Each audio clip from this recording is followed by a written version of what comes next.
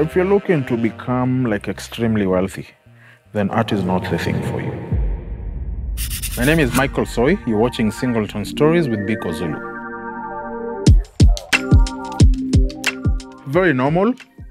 Grew up in what was back then referred to as middle class Nairobi. Buruburu, all shiny, very nice picket fences, nice neighbors, a dog here and there, kind of situation. And we would hear stories. I mean, I grew up around an artist myself. My dad is a painter, and the occasional newspaper photograph and article about him, about his practice, about how he's such a nice artist and that kind of thing. So I think for me, initially thinking of wanting to become better than him and wanting to travel to as many countries more than him and, that kind of thing. So, I mean, it was a mixture of things. But, I mean, at the end of it all, by the time I got to, I think my second year in high school, I had already made up my mind that this is something that I needed to pursue professionally. And this was literally the only thing I wanted to do. People who inspired me, really early on, I mentioned Paul Kilemba, Mado, who was, doing cartoons every single day on the Daily Nation back then.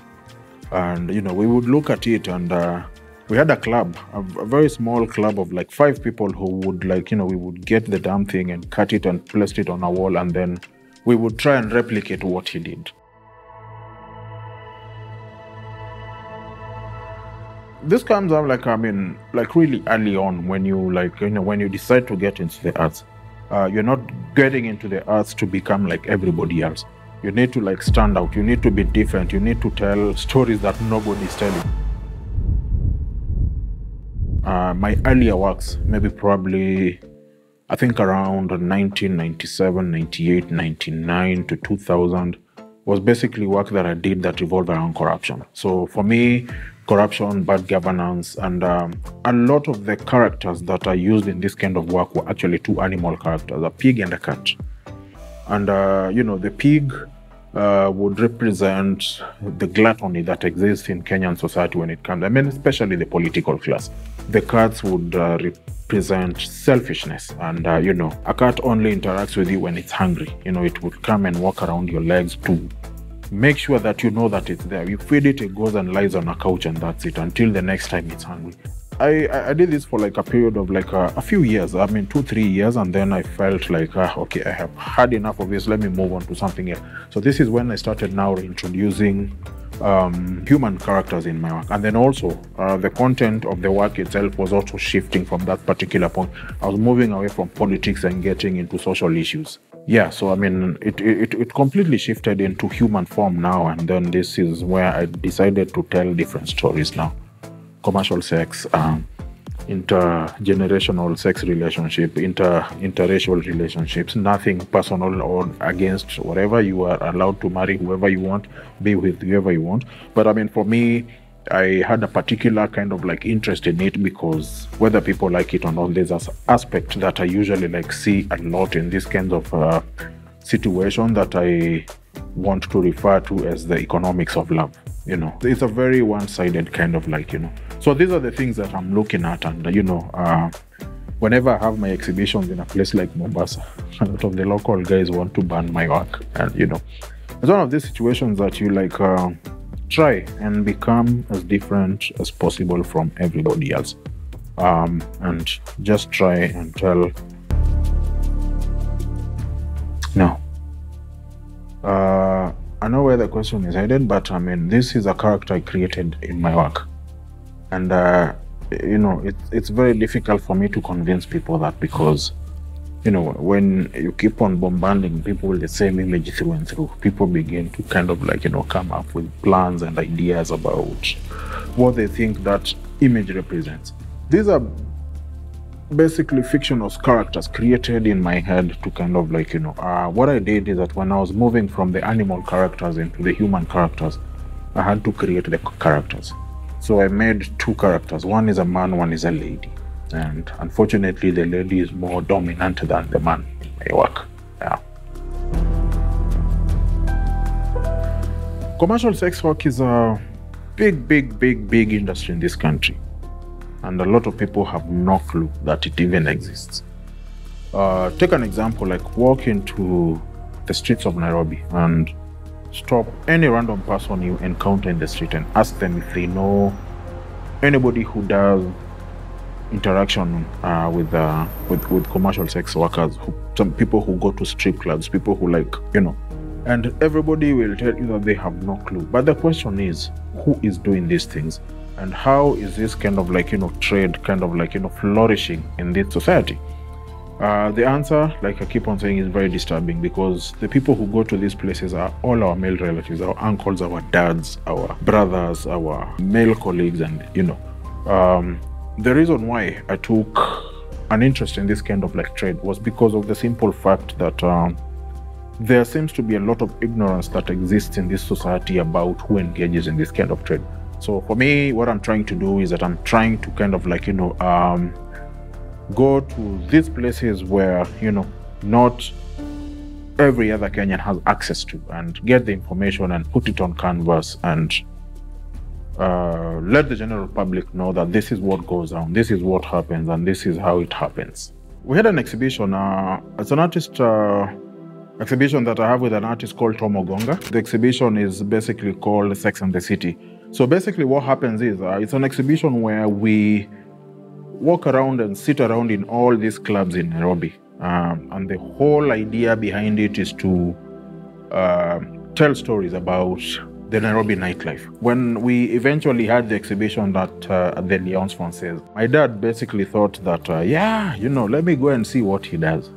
It was interesting because I was told that when he walked into the room, he actually just spent 1 minute and walked out because, he could not stand what he saw, African gentlemen of a certain age, and how they react on issues that revolve around nudity and sex. Totally not his thing. And so he walked away, and, I had to have a conversation with my mother about it, because me and my mother are very close. And, so I heard you're doing pornography nowadays. I was like, no, it's not pornography. You have to look at it from, it is stories being told. And, this is part of what you will get when you go into certain places of Nairobi at night. Yeah. The process basically involved stretching canvas and putting it on a wall and looking at it and start seeing things. When you start seeing things, it's a process that might take 3 days, at times 4 days. At times you go for a week without seeing anything on the canvas. But when it comes, make your sketch and do your painting, and do it for whatever time it takes to finish. It's a really straightforward process to any other creative person who's involved in the visual arts.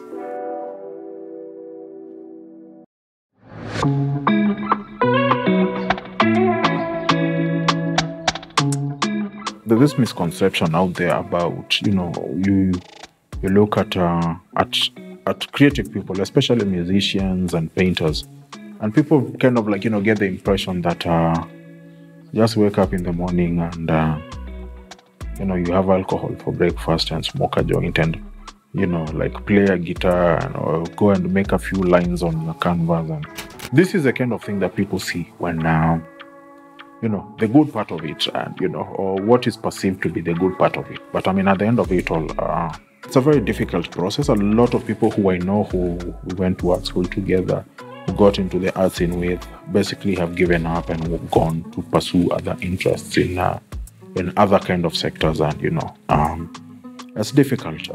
It took me a lot of years before I could actually now come to a point where I felt like I could have stricken a balance between making money and making my art. So you have to get to a point where you need to have alternative sources of income to make sure that you address all these other things that basically now create a situation for you where you are happy to walk into the space and create your work. But it's I don't believe in giving up really easily. And I decided, I'll give it one more year. And then after 1 year, you give it one more year. And then you keep on. You realize you're just giving it one more year. I could have done a lot of things, but I just wanted to kind of really make sure that this didn't work before I give up and decide to pursue other things. And, I think at some point it just began to get a little easy and, but yeah, one thing that, I really would like to emphasize when it comes to the arts and, when people look at people and you decide that this person is doing so well, this guy is so lucky. Trust me, this has nothing to do with luck. This has a lot to do with hard work, sweat, and blood.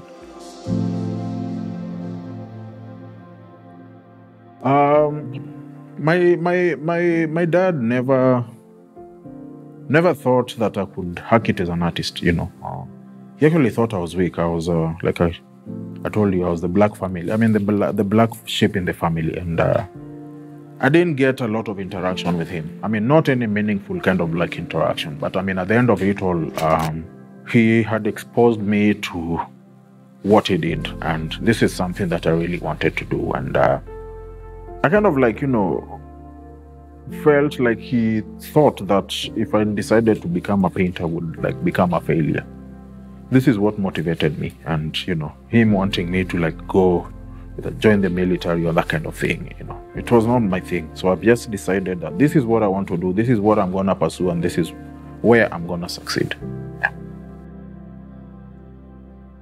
If you're looking to become extremely wealthy, then art is not the thing for you. If you look at the history of art and start looking at people like Vincent van Gogh and how he basically died a poor man, and what his work is worth right now. Art is not something that you should basically walk into lightly, because to be honest with you, if I speak on my own behalf, what I've been through, it took me a while to kind of really get to a point where I had to strike a balance about become a painter or quitting and becoming something else. But I was determined. I knew that this is what I wanted to do. So I basically had to come up with a way of kind of making a few coins in there to take care of the rent, to take care of the bills, and put a young kid to school and that kind of thing.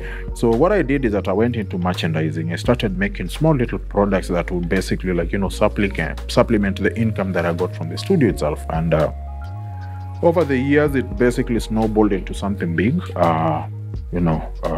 Anybody who knows me knows about the bags that I make, that are literally not bags to be carried around. These bags are pieces of art in themselves.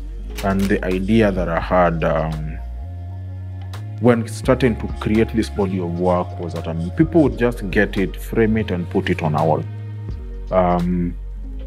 Making 10 bags in a month until Lupita came in, bought a bag, shared it on her socials, and then I went from making 10 bags in a month to 10 bags in a day. And over time now, after the image went up,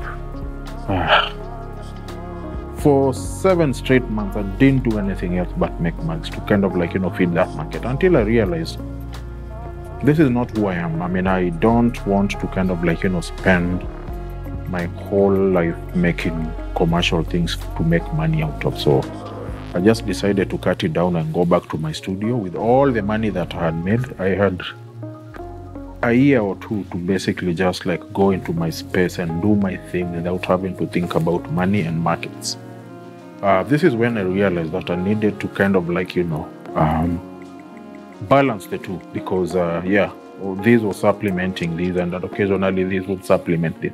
So it was a very good place to be, because now I had managed to strike that balance.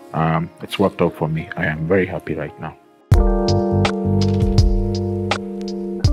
I think my struggle is to really get to a point where you try to reach a totally wide audience. I don't want to consider myself as a village artist anymore. I think we have gotten to a point where we've done things out there, and But I mean, also like looking at it from a perspective where, I mean, especially right now with this whole COVID thing, it's very difficult to travel and, physical spaces. You talk about galleries. I mean, I will do an exhibition in a place like, let's say New York, and do the people in New York understand my work? Most of the times the answer is no. Their concept of public transport is not matatus, and so what do? You get to a point where you also like begin to now kind of like address issues that they could understand. So audiences, my challenge is always audiences. I don't want to kind of like keep on addressing the same kind of audience all the time. You have to like also like evolve and try and reach as many people as possible.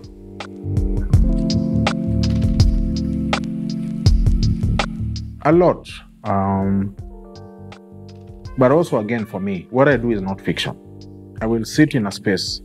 I will look at people. I will look at what they're doing, and that is what I will document. I am basically like holding a mirror to society. And people look at the mirror and they don't like what they see, so they go after the guy holding the mirror. That is the kind of thing. But I mean, to be honest with you, I also try not to kind of like, get like really engrossed in my work. I have collected his work. I don't know, maybe probably like, I'm one of these people who view art as a form of investment. I'm pretty sure right now his work is worth X. Maybe probably 20 years from today, it's gonna be worthwhile. For some funny reason, I mean, people seem to appreciate our work more when we're dead. So maybe probably my daughter or whatever can, brag about having the largest collection of African art. Because I mean, what I've done is I have collected a lot of artists who actually like happen to be the same generation as my dad. Most of them are like extremely famous artists right now locally. The Jack Katarikawas, the Sunny Wadus, all these big, huge names. And, by collecting, I mean buying their work where you can. Because also, like, if I want to get, let's say, a work from my friend Jim Nakimani, I can just go and exchange and do a swap with him and get his piece and give you understand? But I mean, there's very limited things you can do with a given thing. So for me, what I try to do is I try to buy the work and like, just put it in a room somewhere and forget about it. That one day I might decide to go to bed and wake up and not be able to paint. It looks like something like really far-fetched, but things happen, you might get in an accident and lose an arm and, kind of thing. So, I don't know. I mean, I'm just happy with what I'm doing right now and I want to do it for as long as it takes. No, yeah, it's not misery per se. It's more of people in struggles and, people who basically like, I am documenting certain moments in people's lives. And to be honest with you, the space above the deathbed has to be blank. I have told my story. I have left so much reference in the world to a point where, let me just go in peace and, it has to be blank. Yeah. Neat. Because if I want to drink water, I'll go and drink water. If I want to drink whiskey, I'll drink whiskey. It's as simple as that.